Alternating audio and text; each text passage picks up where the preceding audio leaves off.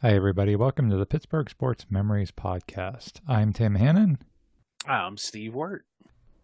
This episode's going to be about the Pittsburgh Spirit. And I was excited to do this episode because when I was a kid, I went to a lot of Spirit games and I became a huge fan. And so is our guest today. He's very passionate about the team and about preserving its history. And you'll not only hear him talk about a lot of really interesting kind of facts and stories, stuff that you've probably never heard before about the Spirit, but you'll also hear him talk about why the team meant so much to him personally and how important it was with his relationship with his mother. So we really hope you enjoy this look back at the Pittsburgh Spirit.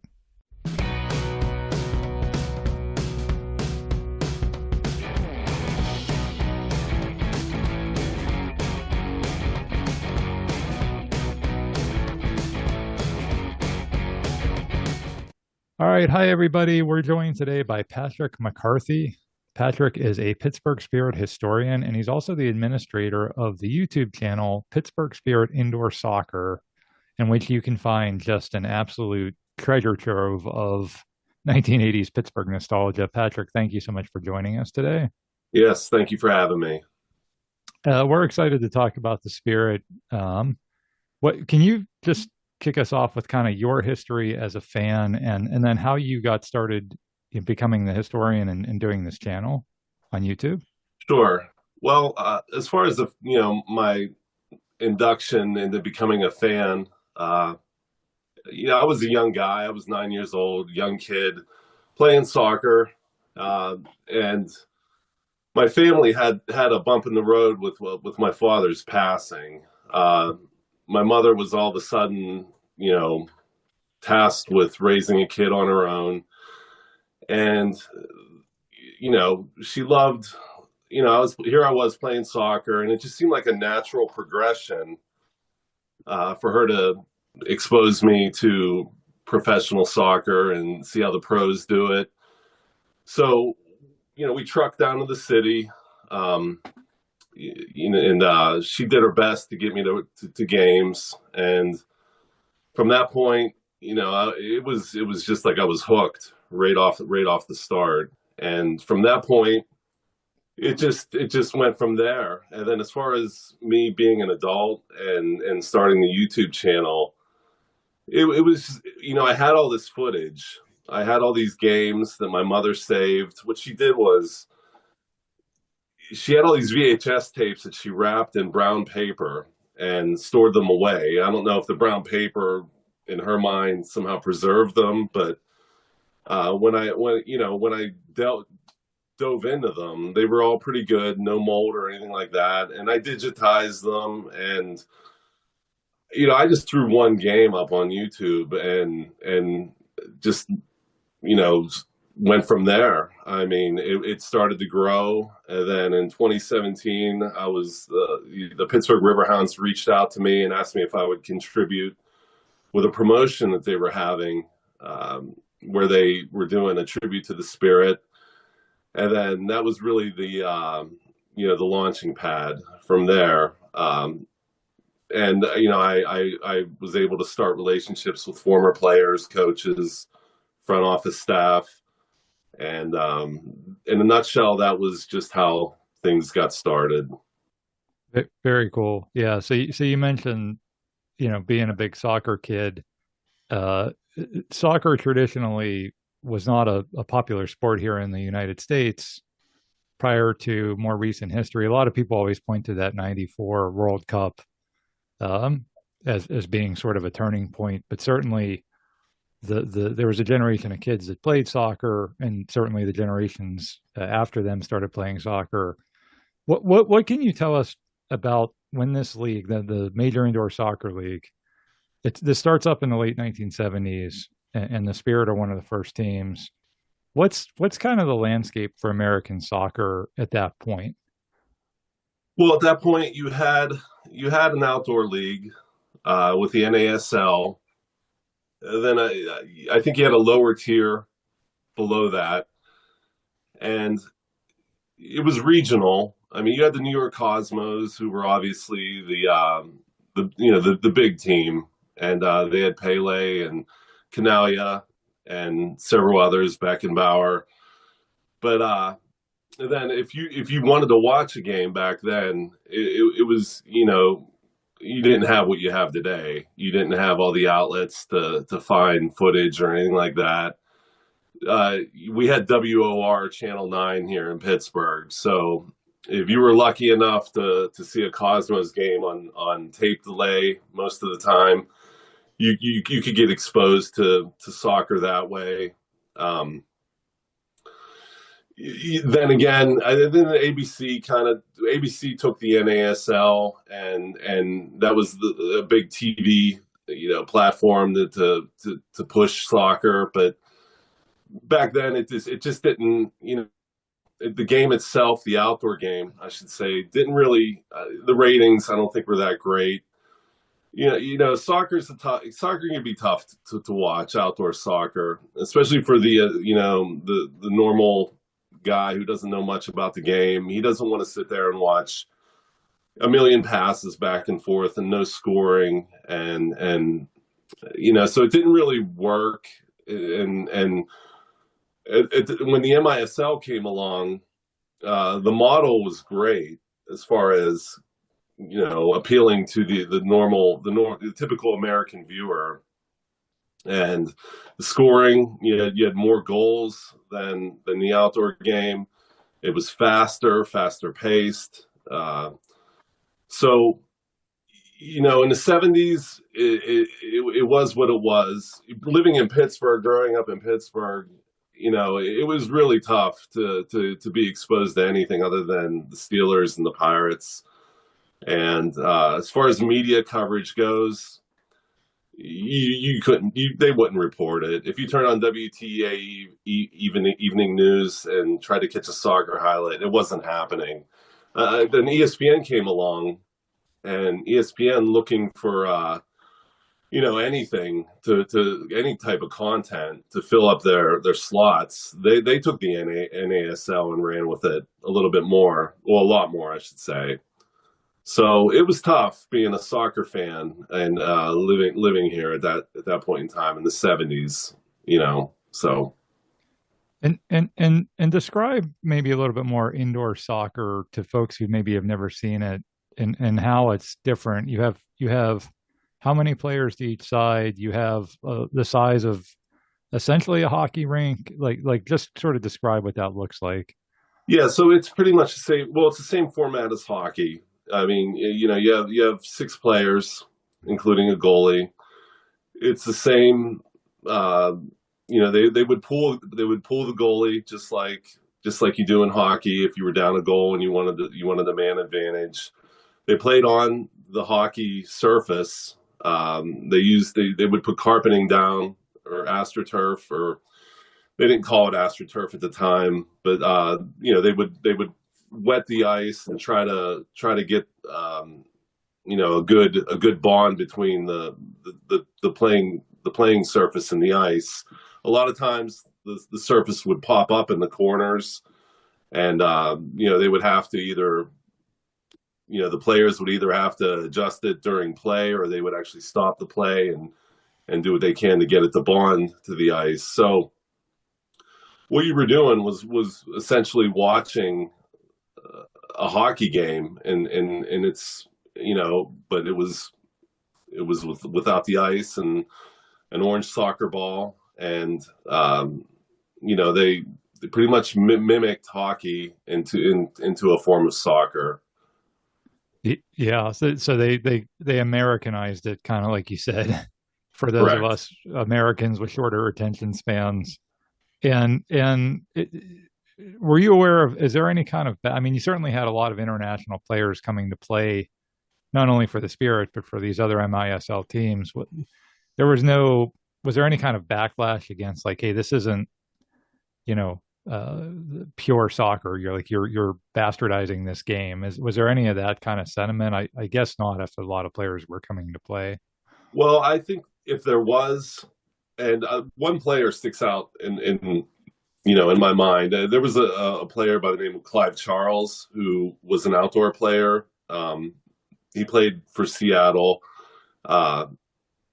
and I remember reading something that he was not a fan of the indoor game. He played for the Spirit in 78, 79, and then he actually went off. I think he went on to the LA Lasers as well, which was an indoor team owned by Jerry Buss of the Lakers.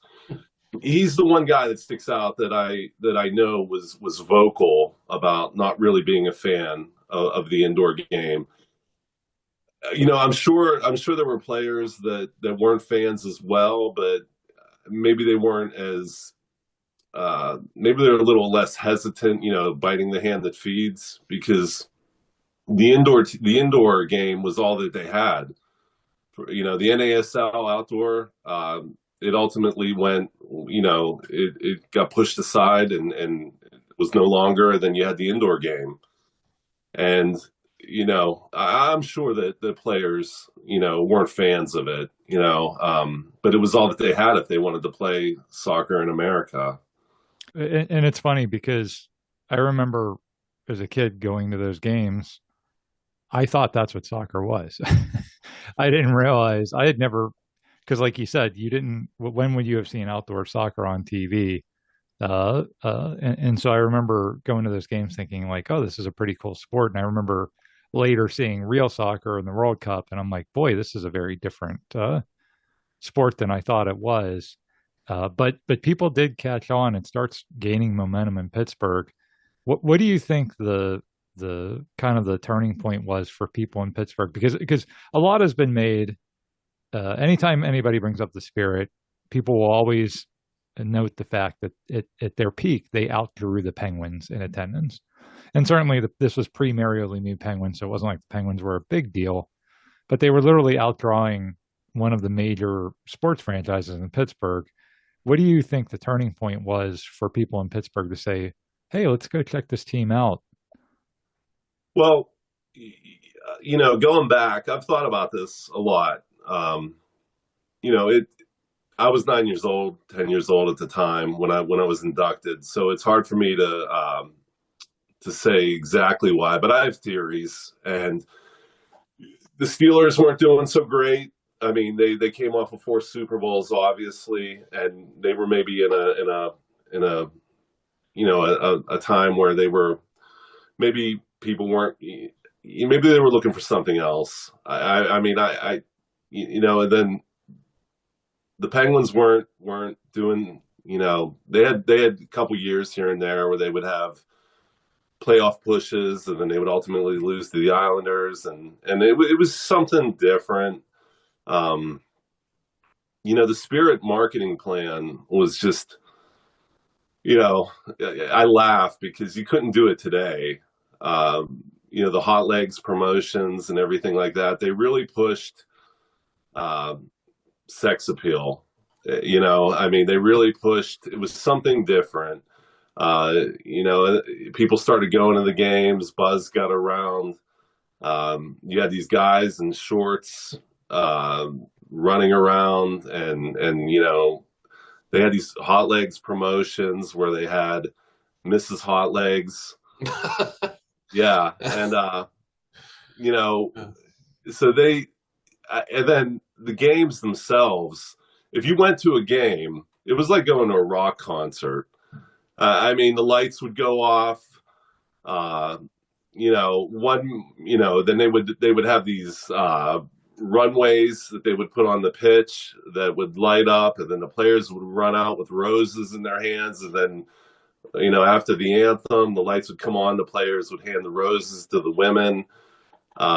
So they really just took it. The MISL did these new approaches, and you started to see the NBA and everything. All that starts from the MISL. The MISL would play music while the action was going on. The elaborate introductions, that was all things that the MISL started. So I just think they took creative approaches to getting their brand out there, and it just caught on. And, they did outdraw the Penguins here and there. The Ball Day games, they had these yearly annual promotions. One time they would do these a ball day, and they would do it once a season, and it would be like the first, I don't know, 5,000 fans or everything. If you were a kid, you would get an orange soccer ball, and those games would draw 14,000 in attendance. So, but seriously, for a soccer, wow, like that's almost what was the capacity? 16. That's almost a full house, pretty much. Right. Yeah. 83, 84. The Spirit played the Baltimore Blast in a ball day game, and it was like 14,600 in attendance, which is just, but that wasn't every game. It was the ball day that brought people out. So, to answer your question, it was just it was something different. They just did such a good job of breaking up the norm and getting fans to come out. The ball day game got my parents to bring us, because I had one of those black and orange soccer balls that we got at one of those games for years. I remember my brother and I kicked that thing until there was no air left in it. Right, like it had these glued panels on it. Yes. And then the panels would come off, and then you would just they have would this. Crack. Yep. Yeah, for sure. We all did that. Any thoughts? Now I know you're connected with some of the players and stuff. What about the ownership? Like obviously they were pushing, the marketing, but was there several different owners? Was there one overall owner? I always see DeBartolo. How involved were the DeBartolos? Were they just kind of like put somebody else in charge and walk away? They had malls to build, or right? Yeah. What was the relationship with the franchise and how it was run in the ownership? Well, the first owner was a gentleman by the name of Jim Mahalke. And then he ultimately, he had it for a year, and then he there was a transfer of ownership to Frank Fuhrer. Frank Fuhrer's name in Pittsburgh, a lot of people know the name Frank Fuhrer. He owned the Pittsburgh Triangles, I believe. Oh yeah, the championship tennis team. Yes, right. Yeah. And he came on in 79, 80, and at that point in time, the Spirit weren't doing too good. He came in, did a coaching change. Team caught fire. I think they won. They went on a winning streak. I can't remember exactly the amount of games they won. I know they won more than 10 in a row, and they made it to the playoffs. Ultimately losing to the New York Arrows. So Frank Fuhrer owned it for a year, and then in 80, 81, they had a hiatus, and I'm not really sure as to the reasoning behind that. It was just that the players who were on the Spirit at that time went to different teams, and then some came back, some didn't in 81, 82. And at that point in time, the DeBartolos had taken over ownership, and Paul Martha, who played football for Pitt and the Steelers, he was Edward DeBartolo's right-hand man. Paul Martha was the guy who dealt with Chris Wright, who was the general manager, and that was the tier of ownership, and so Paul Martha was the main guy at that point in time, and he was the guy that also dealt with the Penguins, and he was the sports guy. So then the Bartolos owned it up until 85, 86. And then at that time, it was reported that the team had lost $9 million total, under the Bartolo umbrella, which, I kind of find hard to believe. But, obviously, they had to have a number to justify folding the team. So, 9 million sounds high, especially in the mid 80s, and you have to wonder if they were losing that much money, why they even, held on to the team as long as they did. But, that was a brief history of the DeBartolo hold on the team. The losing money, I think, on your YouTube channel, one of the interesting videos you posted, I believe, is that the team did some sort of a fundraiser in South Park, I want to say. Can you Right. tell us about that? Yeah, I was there.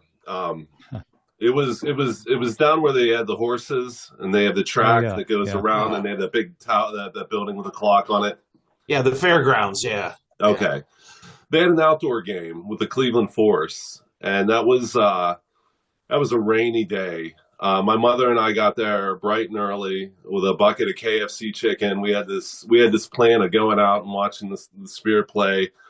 And then it was just raining cats and dogs, and we ultimately left after staying there for a few hours because we didn't even think the game was going to happen. And then the game happened, the rain broke, and the whole purpose for doing that was to garner attention and maybe get let the public know the public needs to come out. The team's in jeopardy of existing, and so they try to get make that known to the public and get season ticket sales up. And they played the Cleveland Force in an outdoor game, and Stan Terlecki played, Drago Dumbovic played, he scored. Yeah, so that was the whole purpose for that game. So I was fortunate enough to find that clip, just going scouring YouTube and finding that little piece of footage there. Was it still 8-on-8 in like a hockey style, or was it like a for No. real? It was a for real 11-on-11. Right. Wow. It was the indoor players playing outdoor, which they did. Right. It wasn't uncommon to have the indoor players play outdoor games when the season wasn't going on during the summer. They played in Cleveland. There was an outdoor game at the Rubber Bowl in Akron, Ohio. Oh, wow. So they did that, I guess, just to keep fans interested in the down months. So, and like, I'm sure the players enjoyed that as well, playing outdoor again, and just maybe, and then that might have also been a tactic to expose the fans who didn't know the outdoor game, who loved the indoor game. Here, this is what real soccer is supposed to be. So Don't worry, none of us understand offsides in outdoor Yeah. soccer. Still trying to figure that out. So Yeah. Well, I'm building a Spirit bar in my house. I'm building a bar, and I'm going to put all my memorabilia out. So maybe I'll have you over and I'll explain it. that offside's nice. Yeah. Yeah. I'll have some guys over, and we'll. You can't be beyond the defender before the ball's kicked, and maybe I don't know, something like that. They had a form of, I guess you could call it offsides in the indoor game, where on the AstroTurf, instead of having a red line in hockey, they had a line there, and they had the field broken down into quarters. And if you were on one end of the field, say you were like close to the goalie box, and you lobbed the ball to the other end of the field, that was considered a 3-line violation. Ooh. And then the opposing team would get a free kick or a start at the where the red line is in hockey. So kind of like icing, almost like an icing. Almost like icing. Yeah. Oh, that's the perfect way to put it. Yeah. So Patrick, I want to get in a little bit of your personal reflections, because you were around you obviously were a fan then. You've been around these players over the years. What can you tell us about the team? Some stories, some interesting nuggets that maybe we couldn't get from like a Wikipedia page. Yeah.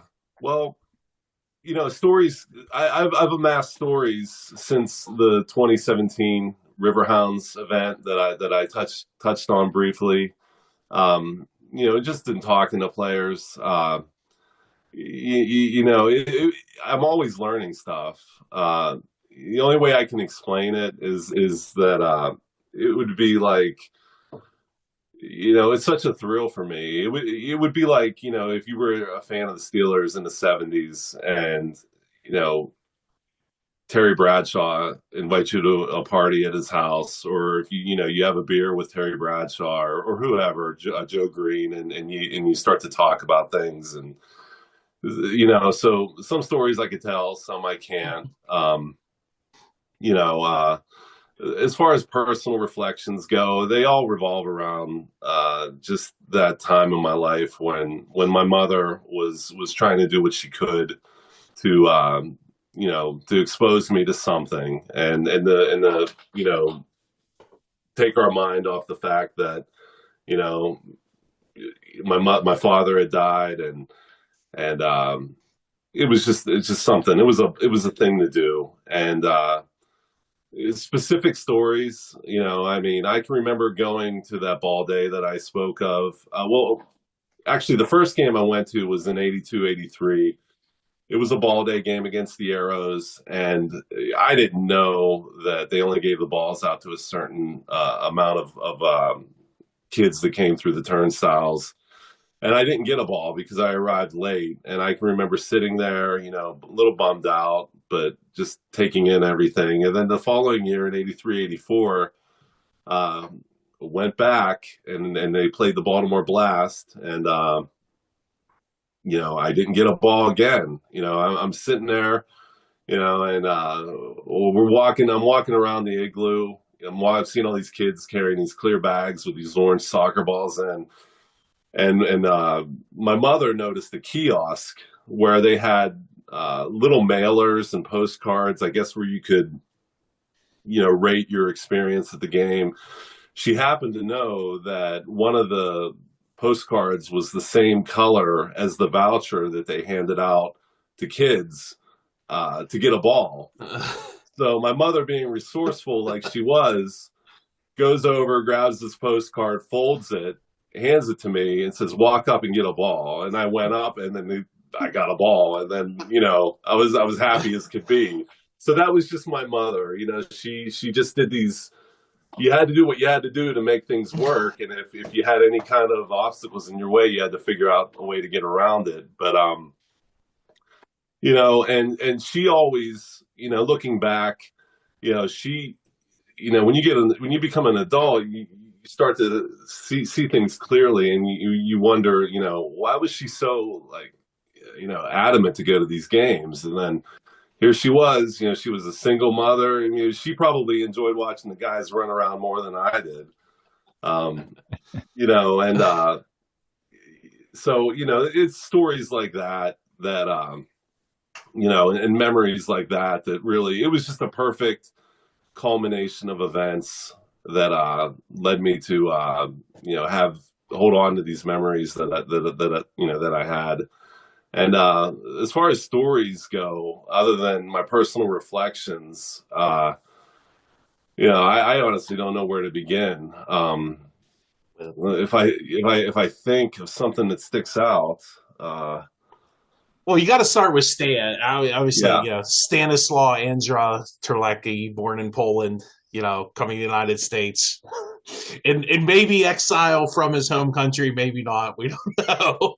But he was the Spirit's, arguably best player. Best player. MVP of the league. Yeah, he came in his first year, he just took off. I think he got 70 plus goals. If it wasn't for Steve Jungle with the New York Arrows, Stan would have been, Steve was just, he was just putting numbers up, ridiculous numbers. And Mark Madden made he addressed Stan's passing back in 2017, and he used a word that I felt was so perfect to describe Stan Terlecki, and that was the word mercurial. And I'm looking at here the definition of mercurial. It's of a person subject to sudden or unpredictable changes of mood or mind. He was a guy that I mean, that just describes it right there. He was an unbelievable talent. Just in the outdoor game alone, and then to put him in a confined space where he could just run all over the place and just score goals left and right, is what he did. And you know, he I don't know how else to say, what else to say about that. He actually came back here, maybe 10 years prior to his passing. He came back to Pittsburgh, which not many people know. And,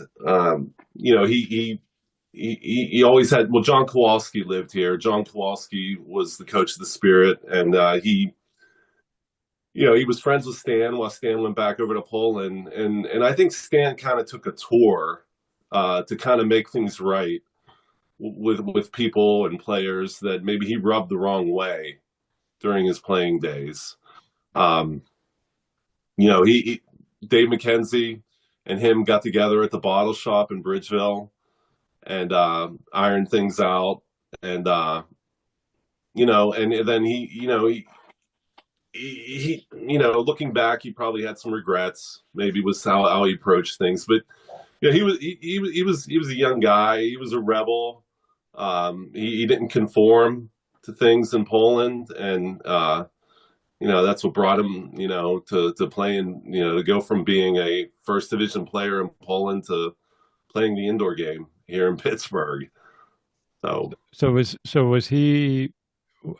Was there a struggle with him being liked by his teammates? Was it like a Barry Bonds or Antonio Brown kind of a situation? What was the dynamic like there with him and his teammates? Because he was obviously a big star, like we're saying, and then I think at one point I think he left for a season and then came back to Pittsburgh. Correct? Right. I think that just all stems back. Well, okay. To answer your question on maybe, yeah, it was a rough road. It was a bumpy road with his teammates. In his defense, I would say he was homesick. He was taken out. I mean, if you think about it, you're taken away from your country that you love, and you're dropped into an area that you don't know anything. You don't know the language, or maybe your language isn't as good, and it could be rough. And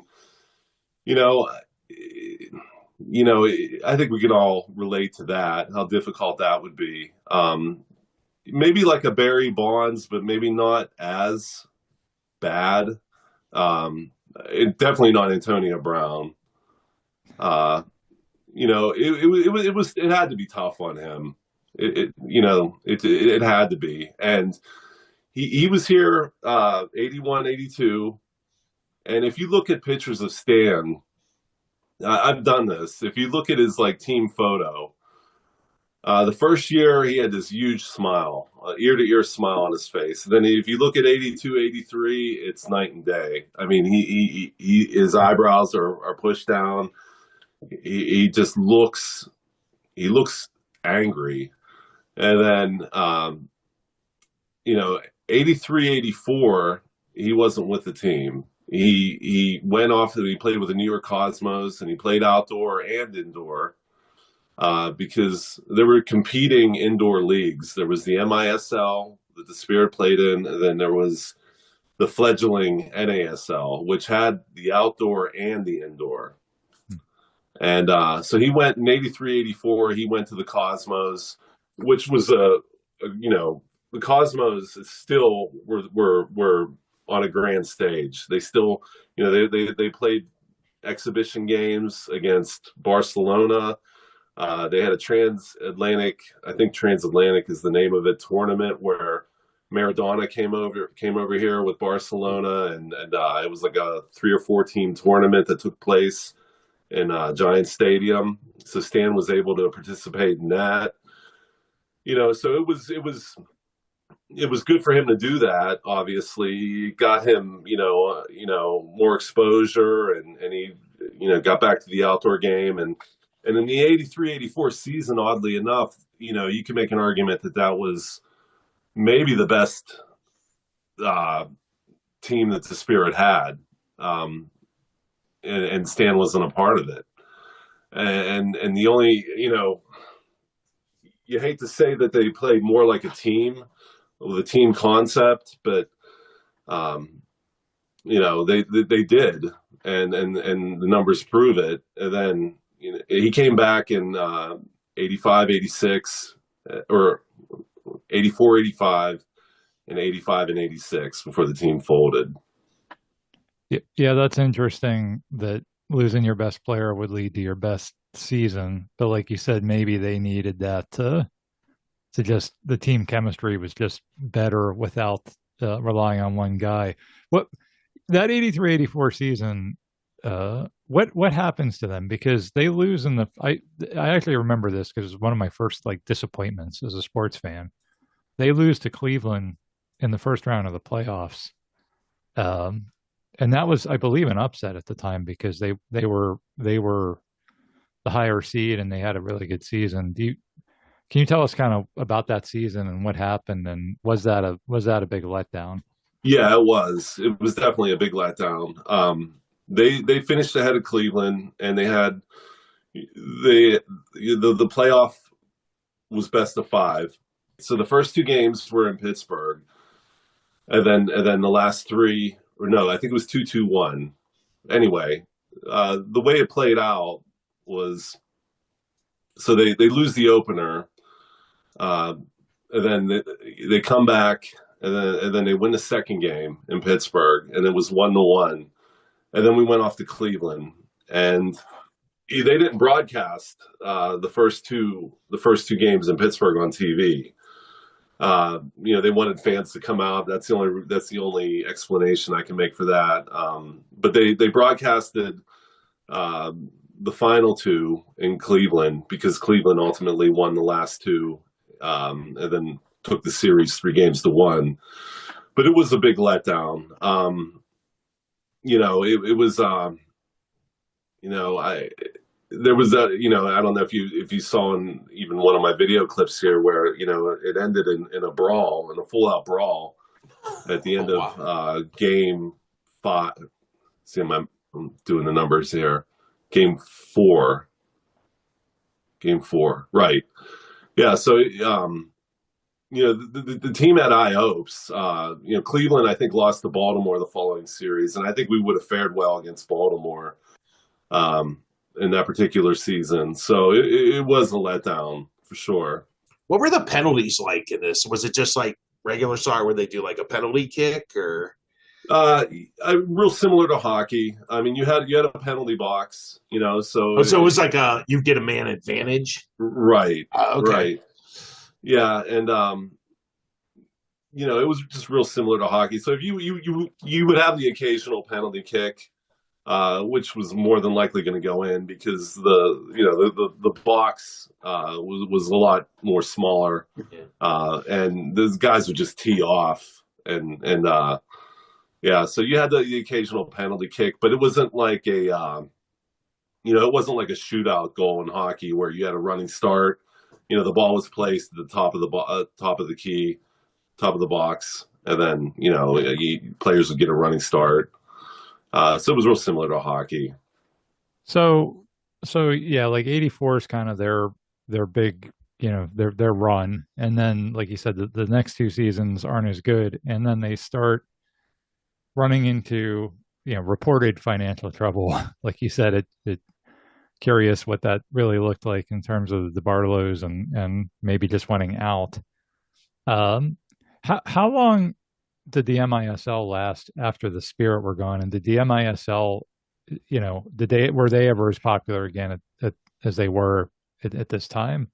Yeah, so the MISL went on until about 91, 92, and they actually changed the name from the MISL to the MSL, not the MLS, which is the outdoor league now, but they took away the indoor, so the I from the MISL, and made it MSL. I don't know why they did that, but they did. And ESPN, the last year of the Spirit, 85, 86, they were fortunate enough. The MISL got a big TV contract with ESPN, and then ESPN had the game of the week.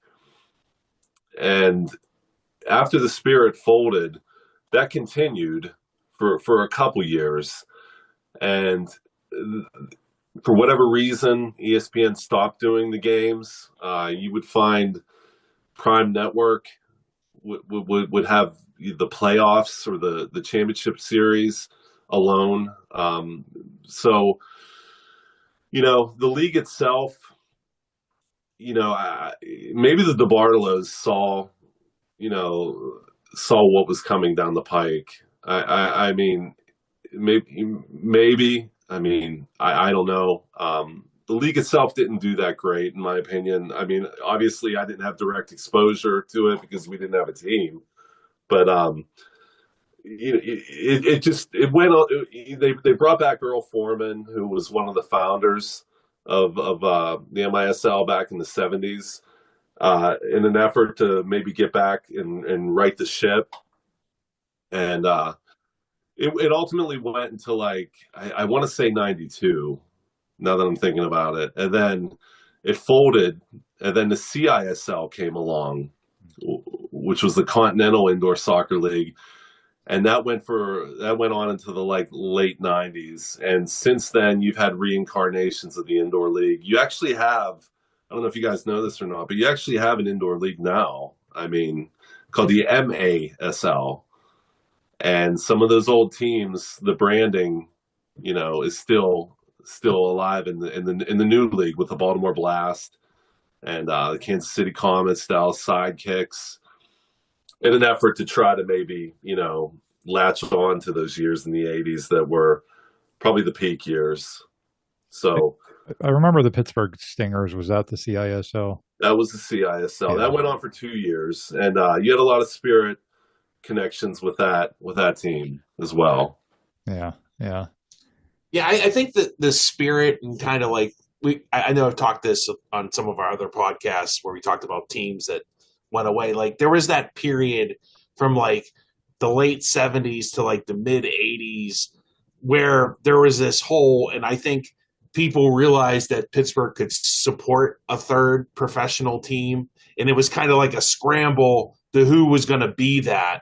And it could have went either way. It could have been, there wasn't a basketball team, obviously, but, it could have been, if the Maulers wouldn't have, folded, it could have been maybe them, but it ended up being the Penguins, obviously, because of Mario. And, soccer never really has been, until now, it seems like finally, at least for me, I've been I haven't been to the Rivers Hounds game last year, but I've been to many River Hounds games. I mean, I went to the Lamar Cup, the Cup game that they lost against DC United, but took them to overtime. Then I missed the one where they beat Columbus, who won. Columbus won the MSL. They beat the best team in MLS.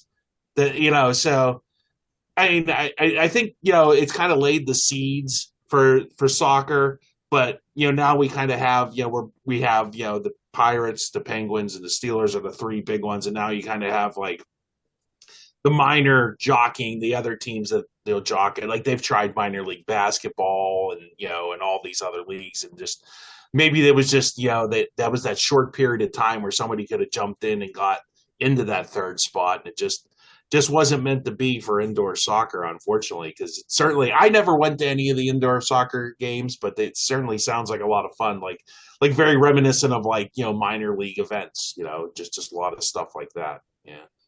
Right. Yeah. You only have so much on the entertainment dollar for the consumer. There's only so much that. Yeah. that and that's the minor league pricing is, if you go to a River Hounds game, you can take a family of four and spend less than $50, quite honestly. Yeah. Right. Yeah. So, I mean, you can't have, in Pittsburgh, you have this, there's only so many teams you can have. For the typical consumer, he has to pick and choose. You can't, and at that point in time, it was hit or miss. It was probably a 50. Either it's winter. We're either going to go to a Penguins game or we're going to go to a Spirit game. Odds of going to both, maybe not. Not as great. So. Yeah, and that's a good point because the NBA hadn't become quite what it was yet. The NHL hadn't gained that foothold. So you're right, it was kind of a wide open thing. And again, when I was a kid going to those games, and again, that was something that was probably affordable for my parents, right? We didn't Right. go to a lot of we didn't go to any Penguin games. We didn't go to a lot of other games, so that was something that was affordable, fun to do on a winter night. Well, now you could go too, and then if the Spirit got 6 goals, everybody started chanting chili because if they got that 7th goal, you could leave the game, stop at Wendy's with your ticket stub, and get a free bowl of chili. Nice.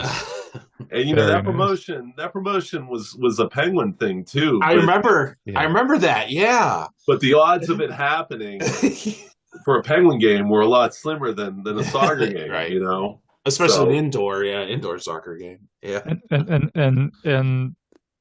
And so when I was going to those games, I didn't realize, I thought that the teams in Pittsburgh were like the Steelers, Pirates, Spirit, Penguins. Like I didn't think of, like what you guys are talking about, kind of like the minor leagues and major leagues, right? It was just one of the big teams. And the other thing, Patrick, on your YouTube channel that I was really surprised by was that there's a lot of local news coverage and media coverage of the Spirit, right? And like you said, back then, you didn't have the internet, you didn't have ESPN was beginning, but in terms of local sports coverage, when you put on the 11 o'clock news or the 6 o'clock news, and they had the sports, that was how you were getting all your local sports from a video perspective, at least, other than the two newspapers. So were you surprised by that? How much kind of local media coverage there was of the Spirit? As a kid, it was a so what I would do, I'll tell you directly what I would do. I would my mother would let me stay up late just to watch the sports and to see what the highlights were. And KDKA was the place to go if you wanted to catch highlights of the games. First and foremost, they were the top one. WTAE, not so much. WPXI, not so much either. I remember talking to Paul Child one time. Stan Savran came to see him. I guess he was Stan. If I remember correctly, Stan was he had to go. He had to go and interview Paul Child, and I remember Paul saying, he didn't really, he didn't really want to do it. To put it simply enough, he didn't know the game. Maybe he was too stubborn to learn the game. I'm not trying to bash the guy or anything like that. I mean, I grew up watching Stan Savran, and but as far as the media coverage goes, there really wasn't that much. I mean, it seemed like they if anything else was happening, they would cover the Steelers, and then if there was a Pirates story, they would cover that, and then, oh yeah, by the way, the Spirit played a game today, and this was the outcome. So it's kind of a challenge to find any footage. I know the University of Pitt has a whole archive of the WTAE newscasts from, I think, the late 70s to early 80s, which I actually thought about going down and checking out. Even the Stingers. I mean, when the Stingers were around in the mid 90s, you would find an occasional highlight of the Stingers on the local news, but like I said, KDKA always had something, and that was because they broadcasted the games. Bob Pompiani, I believe, a young Bob Pompiani. That I think I heard that was the Spirit. Was his first assignment, and he was the exclusive reporter for the Spirit for KDKA, which maybe kind of segued into him. With the Riverhounds today. I mean, he's kind of the guy with the Riverhounds, actually. Yeah, media coverage was there, but it wasn't that great in the '80s, to be honest. Okay. Yeah, I think I was just surprised that they covered the team at all, right? Because if you think about some of those future incarnations of Pittsburgh Stingers or Pittsburgh Bulls or whatever, name all the other kind of teams that have come and gone. You just and like you said, maybe there was some coverage of that too. It just was few and far between. What about the newspapers, the Post Gazette and the Press? Did they cover the Spirit? Oh yeah, Jerry Dulac. He did a lot of stories on the Spirit.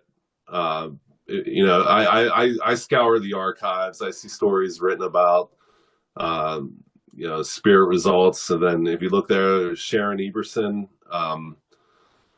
You know they the Post Gazette and the Pittsburgh Press. They all had stories and reviews on the Spirit for sure.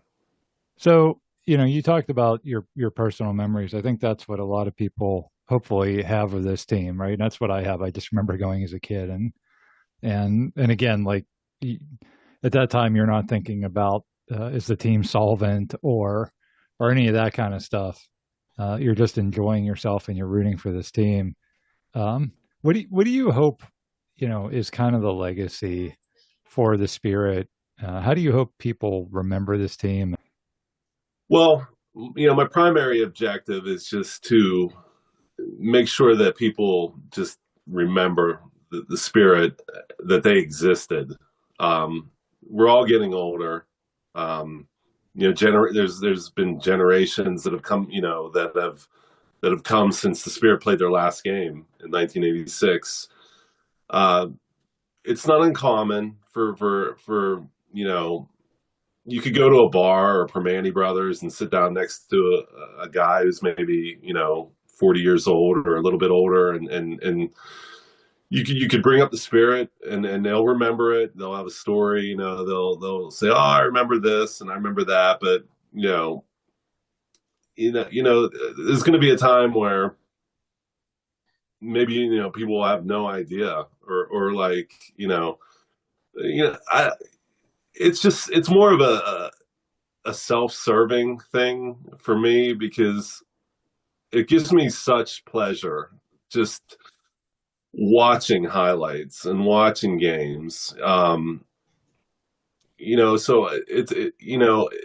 I guess if I had to answer your question, I would say I just want people, instead of having that saying, well, I remember Drago Dombovic, and then that you can go on my YouTube channel, you can watch a game. I don't put the results of the game in any of the descriptions of my games. So, my goal is you could put a game on and not know the outcome, and you can watch it and almost like you're watching a live game. That's kind of my thought there. And I just want people to, not forget, as long as I can keep the idea and the memories alive. That's kind of my mission statement, I guess you could say. Yeah, that's awesome. I mean, obviously, we're doing this podcast to talk about Pittsburgh sports history and how meaningful it's been to all of us. And I just love that you're doing that with this part of Pittsburgh sports history that isn't as well documented as, Yeah. the Steelers of the 70s or whatever, fill in the blank. Right. So I think a common thread among like sports, it seems like there's always like a familial connection, whether that's a father or a mother. Or, oh, I went to all these sports. Like I remember watching this game with my mother, and I remember going to games with my dad, and that's I think too, like our way to connecting with our parents, and that brings back those positive feelings when what I mean. What does a 40-year-old have in common with a 9-year-old? Well, that's something you did. You both enjoyed those games, and that was something that brings back those positive memories that you obviously had with your childhood and growing up with your Right. mother. Yeah. Yeah, I think we all do it as Yeah. adults when we get older. I think we all kind of reflect on things that we did, positive memories, and Yeah. we like to relive them. You don't want to live too much in the past. I mean, that it's a slippery slope there. You don't want to get, Yeah. you got to think of like the future and all that. But, I think as adults, we all do that. I mean, you have people that buy, cars because, maybe it was in a movie that they liked as a kid or something like that, which I've done. But that's a story for another day. Well, like I said, it's a nice place to visit, but we don't want to live there. That's for sure. Right. Exactly.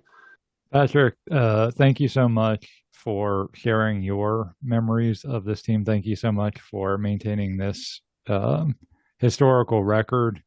Folks, once again, the YouTube channel is called Pittsburgh Spirit Indoor Soccer. We will have a link to that from our webpage. And like Patrick said, you can go there, you can watch old games, you can check out some of this old media coverage and some other just unique clips of things that you won't find anywhere else.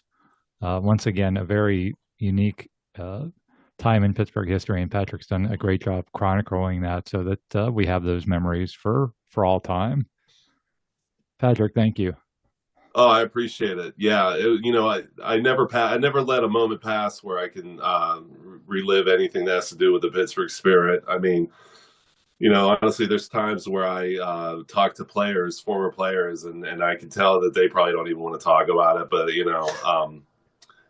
my channel's there.